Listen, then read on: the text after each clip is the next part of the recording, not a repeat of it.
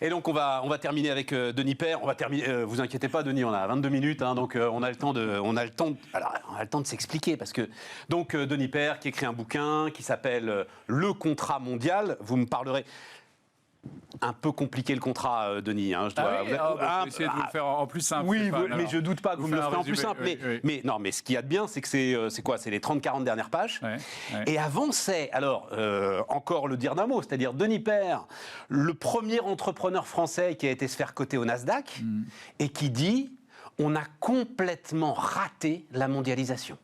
Notre mondialisation est un échec, un semi-esclavage généralisé et une ruine. Oui, je parle de semi-esclavage, pas forcément généralisé, mais oui, c'est vrai. Ah si, je crois que tu le dis. Si je l'ai noté, si je l'ai noté, c'est que tu le dis. J'utilise le terme de semi-esclavage, pas forcément semi-esclavage généralisé. Non, mais ça doit être globalement autour de la Chine, voilà. C'est ça, entre autres. Et un appauvrissement, notamment de l'industrie, de l'ensemble des pays développés. Absolument. Absolument.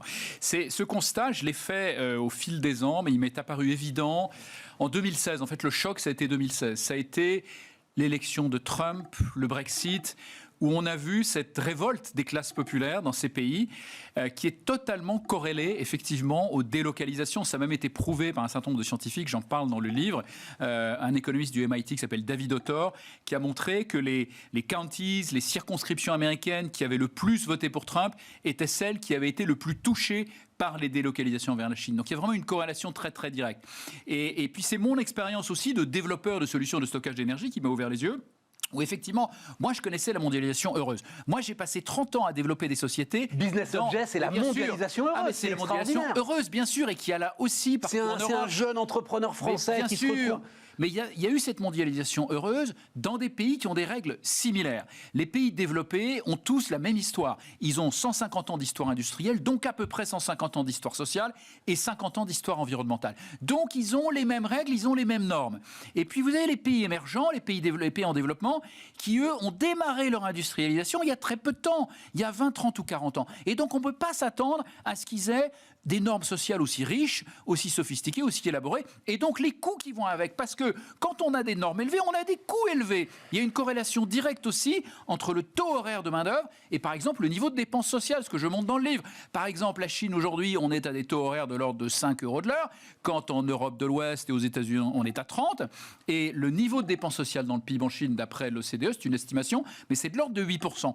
Le niveau de dépenses sociales en Europe de l'Ouest, c'est 26%. Aux États-Unis, c'est 30%. La France, c'est le record du monde, c'est 31,5%. Donc, on a une corrélation très directe entre des normes sociales qui sont très ambitieuses, des coûts qui sont élevés, parce que qui dit normes sociales dit protection sociale, dit retraite, etc. Donc des coûts qui sont élevés. Et dans les pays émergents, c'est normal, ils démarrent leur industrialisation, et donc ils ont des normes sociales qui sont beaucoup plus réduites, et donc des coûts plus faibles. Et donc pourquoi c'est un problème? Parce que quand vous organisez une Coupe du Monde de foot entre des pays qui ont des règles extrêmement strictes et des pays qui ont des règles qui n'ont pas de règles, ou très peu, et que... Ceux qui n'ont pas de règles gagnent la Coupe du Monde de foot. Exactement. Mais Denis, ça exactement. Le péril jaune, oui. C'est un texte, alors je voulais te l'amener, je ne te l'ai pas amené, qui date de 1905. Oui. En 1905, déjà, tu as le Denis Père de l'époque qui écrit « L'ouvrier à 1 sou tuera l'ouvrier à 1 franc ». Mais moi, je crois que le sujet n'est pas là. Le sujet, si tu dis corrélé aux délocalisations, c'est que rien n'est venu le remplacer, en fait. C'est qu'on a nous-mêmes arrêté d'innover, finalement, pour continuer cette course au progrès que l'on... On n'a pas arrêté d'innover, Stéphane. Simplement, c'est très compliqué. Moi, je le vis tous les jours. Un exemple très concret. Moi, je développe des solutions de stockage d'énergie à base de pompage-turbinage. Donc, c'est des gros chantiers de génie civil. On crée des bassins d'eau, on pose des conduites forcées, etc. Donc, nous, on a des employés qui sont aux normes sociales occidentales. On doit respecter aussi les normes environnementales. On doit, par exemple, détourner une conduite forcée en Martinique pour pas impacter des orioles, qui est une espèce protégée quand ils viennent nidifier. Et c'est très bien. J'ai le nom de la nature dans le nom de ma société. En face de moi, en face de moi, j'ai des gens qui peuvent faire ce qu'ils veulent. Et donc, c'est une concurrence qui est totalement déloyale. Je suis un ancien membre de l'autorité de la concurrence. J'ai été habitué à évaluer des situations de concurrence. Ça s'appelle de la concurrence totalement déloyale. Pourquoi? Parce que... Et tu dis quoi? Il y a eu une fracture quand? Tu dis 2016, mais il y a eu une fracture quand? Non, la fracture, alors, je la raconte dans le livre parce que c'est très intéressant, effectivement, et c'est historique. La fracture, elle date en fait du choc d'excellence japonais des années 80. Moi, j'étais jeune employé dans une boîte de semi-conducteurs aux États-Unis à cette époque, et j'ai vu les Japonais arriver avec des technologies, avec des mémoires qui coûtaient pas cher. Et ça venait de quoi? Ça tenait à quoi? Ça tenait à des méthodes managériales exceptionnelles qui avaient été enseignées d'ailleurs par les consultants américains au lendemain de la guerre. C'était les cercles de qualité, c'était le Kanban, le just-in-time, etc. Denis. Je termine. Non, restons sur tu t'en souviens de Jacques Calvet? Pardon pour ceux qui n'ont pas 50 ans. Jacques Calvet, il disait exactement ce que tu dis là. Il nous faut des barrières, l'automobile japonaise va nous submerger. Et qu'est-ce qui s'est passé? On a la révolution automobile allemande. C'est bien l'innovation qui te fait sortir de ça, pas des barrières. Oui, mais bien sûr. Et donc, qu'est-ce qui s'est passé? Je termine sur l'exemple japonais. Parce qu'effectivement, les Allemands ont choisi cette voie-là. Et c'est remarquable. Mais c'est pas ce qu'ont fait les Américains. Qu'ont fait les Américains à ce moment-là? Ils ont essayé de mettre en œuvre effectivement les méthodes japonaises. Et puis, ils y sont pas suffisamment arrivés. Et donc, à un moment donné, les Américains, on les connaît bien. Moi, je les connais bien. Je les fréquente depuis très longtemps. Ils aiment bien les solutions rapides et faciles. Donc, qu'est-ce qu'ils ont fait? Ils ont dit, on va arrêter d'essayer de se battre, d'essayer de devenir japonais. Le choc, ça a été quand Toyota a ouvert des usines aux États-Unis et a réussi à sortir des voitures beaucoup moins chères avec des ouvriers américains, avec le contexte législatif et fiscal américain. Ils sortaient des voitures qui étaient beaucoup moins chères. Donc, les Américains ont dit, non, on n'y arrivera pas.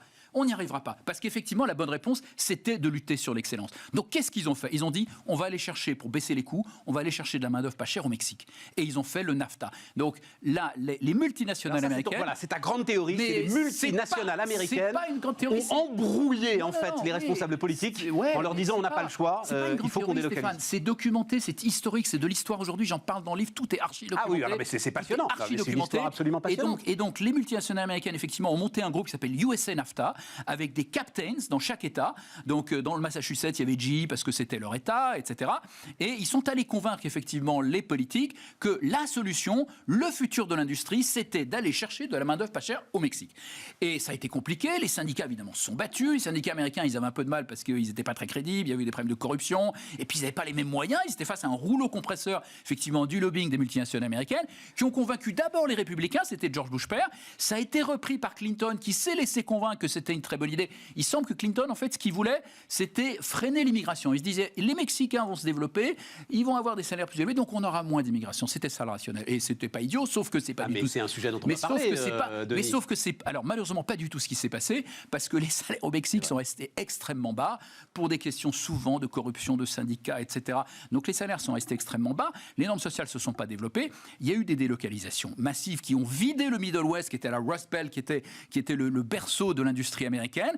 Et il y a eu derrière la rébellion des classes populaires aux États-Unis. C'est documenté aujourd'hui par des profs du MIT. Mais le sujet, c'était bien ça quand même. Donc, le sujet, ça restait la fameuse phrase d'Henry Ford, il faut que chacun de mes ouvriers puisse se payer une Ford. Exactement. L'idée, c'était bien quand même que l'ensemble de ces populations des pays émergents, sous-développés, allaient justement dans un développement commun, commencer à acheter nos produits. Sauf que Stéphane, c'est pas ce qui s'est passé. Les salaires restent durablement bas, surtout dans des pays où soit effectivement il y a de la corruption comme au Mexique, soit vous avez un régime autoritaire qui fait qu'il ne laisse pas les normes sociales se développer. Ce qui se passe en Chine. En Chine, on ne peut pas rejoindre un syndicat indépendant. Oui.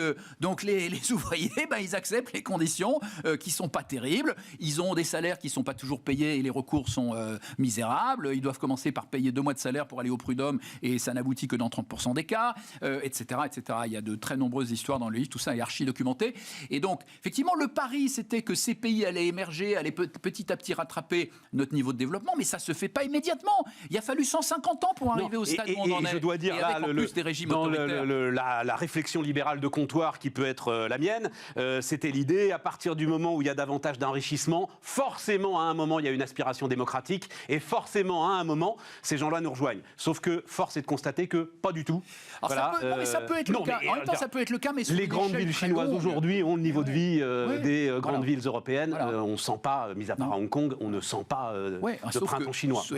Exactement. Et il faudra du temps. Mais même nous, il a fallu du temps. Moi, je suis lyonnais d'origine. En 1830, quand les Canuts se révoltaient, on leur tirait dessus. Quoi. Je veux dire, nous aussi, on a connu ça. Raconte, parce que c'est ma passion du moment. Et tu dis, il y a un révélateur autour de Huawei. Autour des semi-conducteurs. Parce qu'en plus, ça permet de remonter à Alcatel. Le choc chez nous, c'est 2000, c'est Turuk, c'est Fabless, etc. Et tout. Et là, on lâche en plus des pans de souveraineté. Mais complètement, parce qu'il y a un enjeu social dont on a parlé. Il y a eu des pertes d'emplois des classes populaires, il y a des régions entières qui se sont vidées, effectivement, la France périphérique, les États-Unis périphériques, l'Angleterre périphérique, et la révolte des classes populaires qui s'est exprimée dans les urnes sous les formes qu'on a vues. Et il y a bien sûr aussi des enjeux de souveraineté majeurs. Huawei, c'est un excellent exemple, où moi j'ai eu comme client tous les grands des télécoms, j'ai eu Alcatel, j'ai eu Siemens, j'ai eu Northern Telecom, j'ai eu Lucent aux États-Unis, à travers Business Object dans les années 90. Il n'y en a plus que deux aujourd'hui, il n'y a plus que les deux scandinaves, il n'y a plus que Ericsson et Nokia qui survivent, qui perdent des parts de marché très rapidement, parce qu'ils sont face à une compétition de Huawei qui est extrêmement dure, qui repose sur ce que j'appelle le triple dumping. Alors le premier type de dumping, il est connu, c'est les subventions. Huawei conteste qu'ils en ont eu, mais il y a un débat qui n'est pas clair là-dessus. Et puis ensuite, il y a le dumping social et environnemental dont bénéficie Huawei. Ouais. Et donc, ils ont plus le marché chinois qui est fermé, très compliqué d'aller en Chine, parce qu'ils ont évidemment à leur disposition cet immense marché, mais très compliqué pour un compétiteur européen de s'installer, ou américain, parce qu'il faut faire des transferts de technologie forcés, parce que quand on a une copie de sa propriété intellectuelle, on est quasiment retoqué systématiquement devant les tribunaux chinois. Donc, Denis, fermé, tu rends hommage à Trump. Je rends hommage à Trump. Tu rends hommage à Trump. Mais je rends totalement le hommage. Gars qui tape du poing sur la table. Ouais, alors le Trump est quelqu'un d'invraisemblable dans ses comportements, qui respecte pas les femmes, mais Trump a été le premier leader occidental à dire ça suffit. Ça suffit, on ne peut plus accepter une relation déséquilibrée, on ne peut plus accepter un partenaire chinois qui ne respecte pas les engagements qu'il a pris quand il est entré dans l'OMC, d'ouvrir son marché, de ne pas imposer ses transferts de technologie, etc. Il parlait même de vol de technologie. Et puis, il a commencé à travailler sur les normes sociales, c'est assez intéressant. Il a amené un triplement des salaires dans l'automobile mexicaine, ça on ne le sait pas forcément. Il a fait rajouter dans tous les accords de libre-échange américains un addendum. Il y avait déjà une petite annexe qu'avait mis Clinton pour essayer de calmer les syndicats, mais il n'y avait aucun engagement, les gens faisaient ce qu'ils voulaient, les pays faisaient ce qu'ils voulaient. Là, il a rajouté une annexe avec des engagements très précis de respect des 4 piliers de l'OIT, interdiction du travail des enfants, interdiction du travail forcé, liberté syndicale, etc., avec des sanctions financières à la clé. Ce qu'on essaye de faire, nous, dans notre accord d'investissement avec les Chinois, le tout dernier. Timidement, mais très timidement, on est très loin de ce que je propose. Mais parce que, quand même, alors, c'est ça qui est difficile dans l'histoire, et après on va aller sur ton contrat, je te rassure, mais c'est ça qui est difficile dans l'histoire, c'est que nous, en fait, vu de France ou vu des États-Unis, cette relation, elle est effectivement complètement déséquilibrée et on a l'impression d'avoir tout perdu. C'est pas la vie qu'en ont les Allemands. Et les Allemands, ils ont vendu des centaines de milliards d'euros de machines-outils pour équiper l'ensemble de cette industrie chinoise. Absolument. Et ils ont partagé avec les Chinois l'ensemble des fruits de cette mondialisation. Alors, on va y revenir aussi. Nous, on souffre de deux choses quand même chez nous. Nous, on souffre de cette mondialisation déséquilibrée et sans éthique, mais on souffre aussi de la gestion de notre pays. On souffre quelque part de cette sous-administration du commerce mondial, mais on souffre aussi de la suradministration du commerce. Tu vois, j'ai peur que cette mondialisation, tu en fasses un bouc émissaire. Non, je n'en fais pas un bouc émissaire. Stéphane, quand je me suis lancé en politique avec nos citoyens, je l'ai fait pour justement éviter les boucs émissaires. C'est pour ça que j'étais surpris. Mais le problème, il est le même en Angleterre, il est le même aux États-Unis, où ils n'ont pas ces problèmes-là. La dépense publique est correctement gérée. Et pourtant, ils ont aussi des classes populaires qui se rebellent et qui sont prêts à mettre un Boris Johnson, à voter le Brexit et à mettre un Donald Trump. Et ils ont failli le réélire il n'y a pas longtemps, avec 74 millions d'électeurs. Moi, je vais te dire en face, les Pays-Bas, ils ont une industrie qui reste une industrie solide. Alors, la Suisse a une industrie qui reste une industrie solide. On va en parler, donc Stéphane. C'est bien des modèles. On va en parler, Stéphane. On va en parler. L'Allemagne, les pays germanophones et scandinaves ont pour l'instant réussi à préserver un niveau d'industrie qui est correct.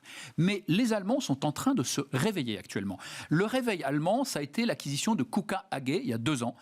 Par KUKA AG, c'est une entreprise qui fait des robots avec des mains articulées, magnifiques. Expert de la robotique industrielle. Expert de la robotique industrielle, qui était là une vedette qu'allait visiter Angela Merkel dans tous les salons. Et tout d'un coup, acquisition de KUKA AG par un acteur chinois. Donc là, ils ont compris qu'effectivement, leur marché traditionnel de la machine-outil, mais aussi de l'automobile, est en train d'être touché de plein fouet par la Chine. Ils ont vu les experts du véhicule électrique allemand de BMW, 2 ingénieurs allemands, aller créer leur start-up, leur Tesla, elle ne s'appelle pas comme ça, mais aller le créer en Chine.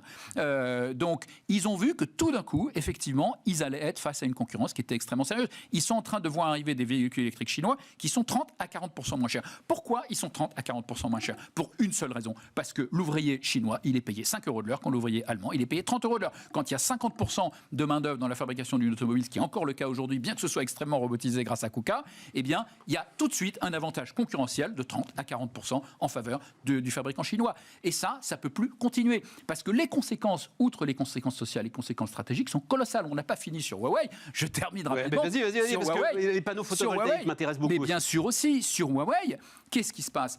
On a une situation où effectivement Huawei devient dominant et on voit le gouvernement américain, on a vu quand même quelque chose d'invraisemblable qu'on n'avait jamais vu dans l'histoire économique récente, le gouvernement américain se dire comment est-ce que je peux faire pour que ces entreprises européennes, Nokia, Ericsson, soient plus compétitives par rapport à leurs concurrents chinois? Les Américains se posent les bonnes questions, se sont posés les bonnes questions. Pourquoi? Parce qu'ils ont peur de quoi? Ils n'ont pas juste peur de l'espionnage, parce qu'ils espionnent, tout le monde s'espionne évidemment. Ils ont peur que toutes ces antennes télécoms qui sont au cœur des réseaux 5G, donc du pilotage des voitures autonomes, donc du pilotage d'un certain nombre d'opérations chirurgicales, que du jour au lendemain, par une backdoor, on puisse dire vous n'êtes pas d'accord avec la politique de la Chine à Taïwan, par exemple. Je ne sais pas si vous avez vu, mais là, il y a eu des vols sur Taïwan tous les jours là, de la Chine. Vous n'êtes pas d'accord avec la politique de la Chine sur Taïwan, on bloque votre réseau de voitures autonomes, on bloque vos opérations chirurgicales. C'est possible ça, mais bien sûr, Denis? c'est possible. C'est pas un fantasme. C'est pas du tout un fantasme. Parlez à n'importe quel ingénieur télécom. Ah ben je vous écoute, pas pour le coup, vous savez de quoi vous parlez. Fantasme. Donc il y a des vraies questions. Et d'ailleurs, là, les télécoms, on est dans l'hyper-stratégie. Oui, on est dans l'hyper-stratégie. Et je pense que là, la solution, et ce que disent les Américains d'ailleurs, ils disent nous on veut plus. C'est aussi un très très bon symbole, parce qu'en face, alors Stéphane Richard, il va le dire doucement, mais en face, je crois que Patrick Drahi le dit moins doucement justement, c'est non mais attendez, vous voulez quoi? C'est aussi la modernisation du pays, c'est aussi la 5G accélérée en France dont la France a besoin. Donc à un moment, si vous ne travaillez pas avec Huawei, vous prenez du retard. Nokia, Ericsson ont tous les deux des offres qui sont construites avec ils sont moins bien, quoi. Ils sont moins bien parce que c'est vachement dur de concurrencer les Chinois quand ils ont, parce que c'est vrai aussi dans la R&D. Accepter un peu de dégradation. Non, parce que moi je pense qu'il n'y aura pas de dégradation le jour où la concurrence sera level playing field. Mais en attendant, il faut accepter peut-être de dégrader un tout petit peu nous l'ensemble de nos produits. Il faut accepter de pour rétablir cet équilibre. Il ne faut pas forcément dégrader, parce que la concurrence, en l'occurrence, elle s'exerce aussi sur la R&D. Ce que dit très bien Turuk, que je cite dans mon bouquin, il disait, moi, quand je recrute un ingénieur allemand ou un ingénieur français, je recrute 3 ingénieurs en Chine pour le même prix. Et c'est toujours le cas. Donc la R&D de Huawei, elle est boostée aussi par cet avantage concurrentiel du très faible coût de la main-d'œuvre qui est lié à la faiblesse également des normes sociales chinoises. Donc ça va très très loin. La fabrication de batteries, on n'aura pas le temps, les panneaux.